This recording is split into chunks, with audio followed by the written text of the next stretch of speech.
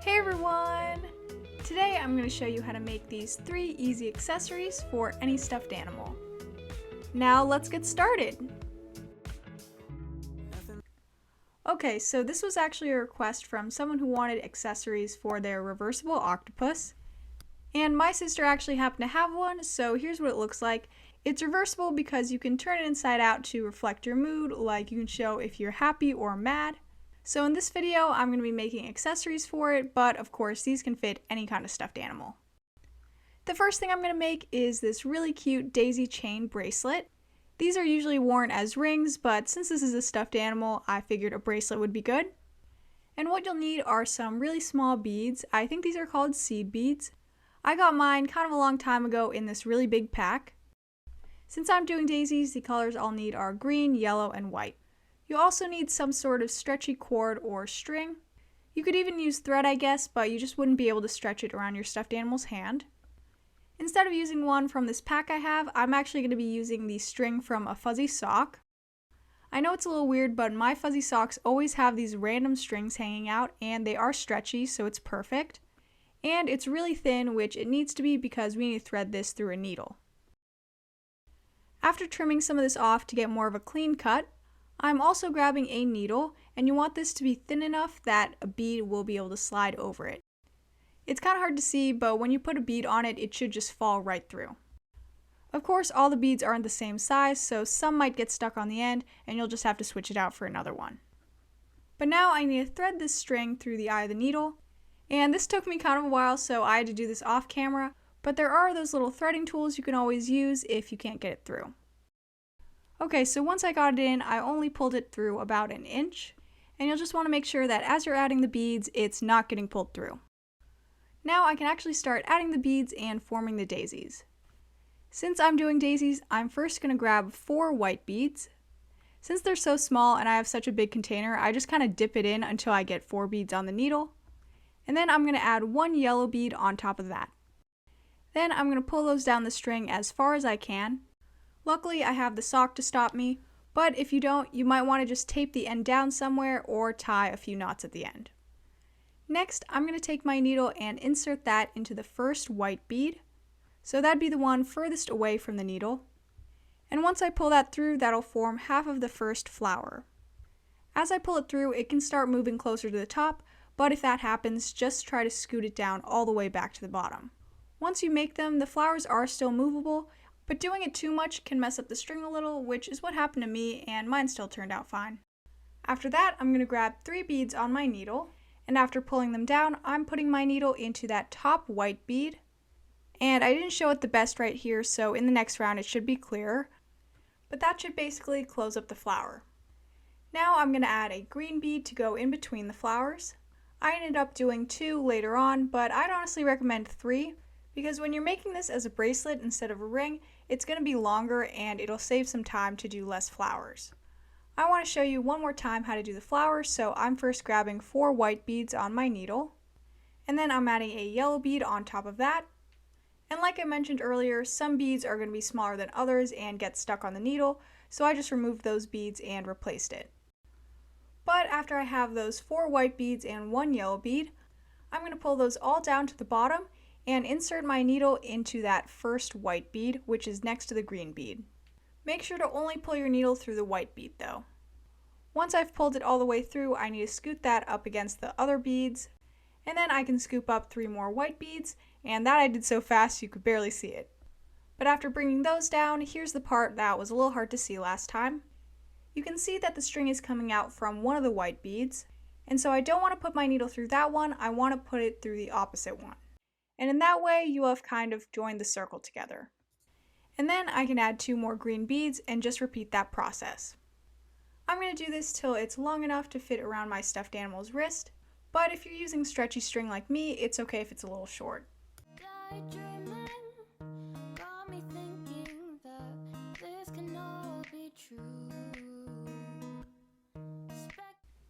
Here, mine looked like it was a good length, so I just tried it on real quick. And it looked like a good size to me, so I just stopped here, and now I'm going to show you how to tie it off. You'll first just want to tie the ends together like normal, and then I'm tying them together one more time. So I'm inserting my needle through that hole once and then one more time. And then I can just pull it tight and that's it. Now I can finally trim this off the sock. And there you have your little daisy bracelet. If you used a really small stuffed animal, you could even make it a bracelet for them or a ring for yourself. Now, shortly after making this, I had a great idea to do a bracelet that reverses with the octopus. And what I mean by that is one octopus is wearing one style and the other is wearing a different style. So that's what I did and ended up filming a TikTok on it. And so basically for 4 of the flowers, I did little sunflowers, and for the other side, I alternated white and black flowers. Now when I put this on, I just want the sunflower side showing. That way, when I flip it inside out, the other octopus is wearing a black and white flower bracelet. I know it's not the most revolutionary idea, but I was pretty proud of myself for coming up with it. Now the next thing I'm going to make is a necklace out of buttons. You of course can use regular beads for this, but I want it to be a little different. What you'll need for this is of course buttons and some stretchy string. It doesn't really have to be stretchy though, because I don't think it's supposed to be very tight. I found this pack of buttons at the craft store and I love them because they're all different and already mixed together. And I really just wanted a variety of different colors and shapes for this necklace. The first thing you'll want to do is measure your string. So if you want the necklace to be pretty tight, you'll want to wrap this around your stuffed animal's neck twice and a little extra. But if you want it pretty loose, you'll want to wrap it around at least 3 times, maybe 4. I already had my string pre-cut, so the next thing to do is fold the whole thing in half, and then tie a little knot at the folded end, leaving about a ½ inch extra. Now you're going to want to tape this end to something sturdy, and since I'm not working on a desk or anything, I just grabbed a pretty heavy yearbook and I'm going to tape my string to that. Now I'm going to take my first button and take one of the strings and insert it into the back of one of the holes. I know I'm struggling to pull this through, but I swear I'm making it look harder than it actually is. When I'm being filmed, I'm just constantly fumbling around. But now with the other string, I'm going to take that and insert that into one of the holes, but through the front of the button. You can choose any hole, but I'm just going to go diagonal. And after pulling that one through, it should look like this. The button was kind of flipping around for me, but I wasn't sure how to make them all go in the same direction. So in the end, I just chose whatever side looked better to be the front of the necklace. Next, I'm going to tie those 2 strings together, and I'm going to do that twice. I'm sure there are lots of other ways to make button necklaces, but my sister recently made one and I thought it looked really cool, and this is the technique she used, so she just taught me. Now I'm just going to repeat that for the next button, so I'm going in first through the back, and then the second one through the front, and pulling that tight. And then I'm tying 2 knots under that. Now if you're adding any buttons like this watermelon one that just kind of has a hook in the back, all you need to do is put both strings through that hole, and there's no need to tie a knot after that because it would just slip past the knot anyway. So I can just move on to the next button. You might want to put some plainer buttons next to those though, because they'll kind of get covered. But now I'm just going to keep adding buttons until I get to the end of my string.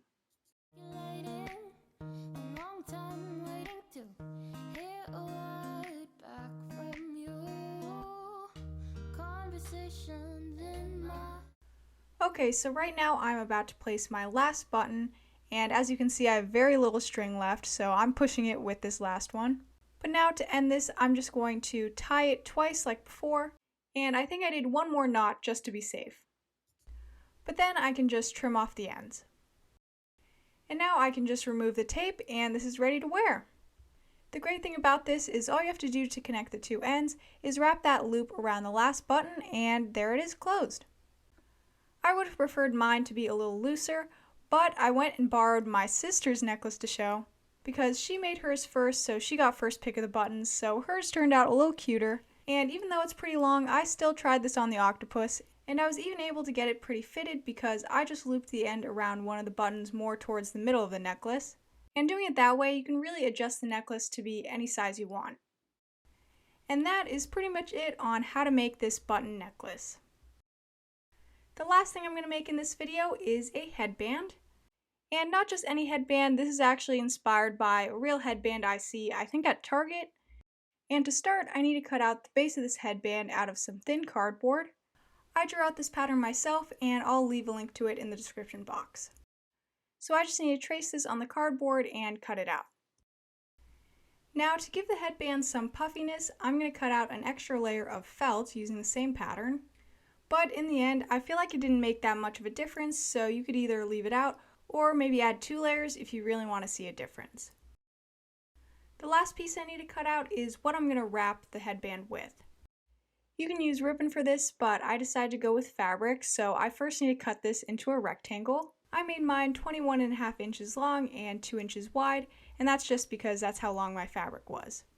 If you use the same headband pattern I did though, I'd recommend you keep it around that length.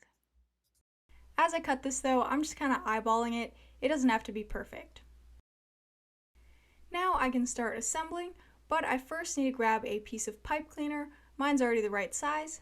And I'm going to attach this to the cardboard piece so it's able to bend in the shape of the headband. I just did it with tape since you won't really see the bottom part of this anyway. Now I can just bend this into the headband shape and try it on my stuffed animal to make sure it fits. You'll want it a little tighter than you think because it'll kind of bend out over time. Once I have that, I'm laying the felt piece on top of the cardboard piece and then folding my strip of fabric in half lengthwise. Now starting with the end of the headband and the raw edge of the fabric facing up, I'm going to leave half of it hanging over the bottom edge and then fold that up. Then I'm going to fold in that short raw edge, and with the rest of the fabric, I'm just going to start wrapping that around the headband. And keep that first wrap really close to the bottom so it kind of holds in that edge we folded up. And as you're wrapping this around, you can kind of lose that extra fold we made, so the fabric's just back to 2 layers. As you can see, it's important that the raw edge was facing up because as you're wrapping it around, the clean edge will keep covering it.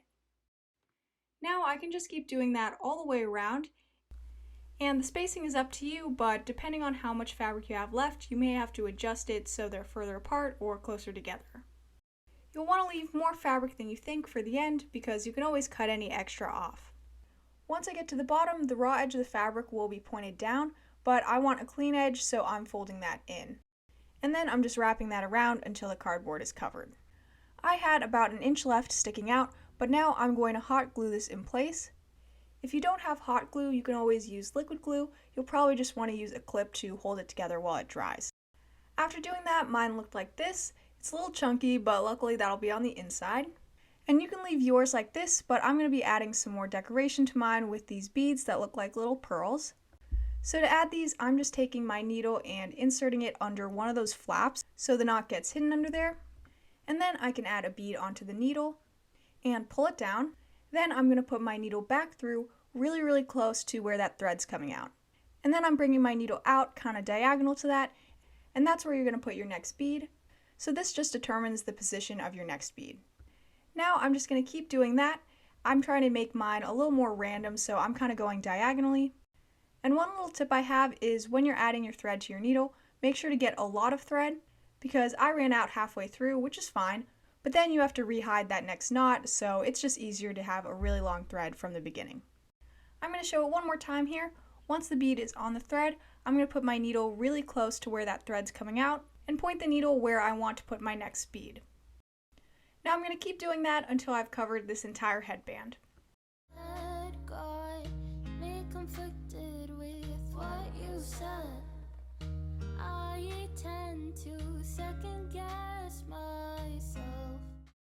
Okay, so here I am at my last bead, and after putting my needle really close to the thread, I'm going to have my needle come out really close to the next closest bead. Then I'm going to insert my needle in the thread that is tying that bead down, and as you pull that through, a loop will form, and I'm putting my needle through that loop. Then I'm going to do that one more time to make a double knot. Then I can just trim off the end as close to the bead as possible, and now the headband is done. You might want to rebend the headband into shape if it got straightened out. And if you want this even tighter, you could always add a second wire because one pipe cleaner isn't super strong. But here's how it looks on. I think it's super cute and turned out exactly how I hoped it would. Real quick, I just want to show other accessories I've done in previous videos that I showed in the intro. One being this sun hat. I'll link the video for that down below. I just made a smaller version. And another option is sunglasses. These are obviously a little too big for this octopus, but you can make them any size you want, and I have a video on that too. If they won't stay on your stuffed animal because they don't have ears where humans do, an easy fix is just attaching an elastic or string in the back to hold it on. Now that is everything I wanted to show in this video. I really hope you all enjoyed it and want to try some of these out. This video turned out way longer than I thought it would, but make sure to watch till the end because I've started including bloopers at the end of the video. Please give this video a like, comment any requests you have down below, and subscribe if you haven't already. I'll see you next time. Bye!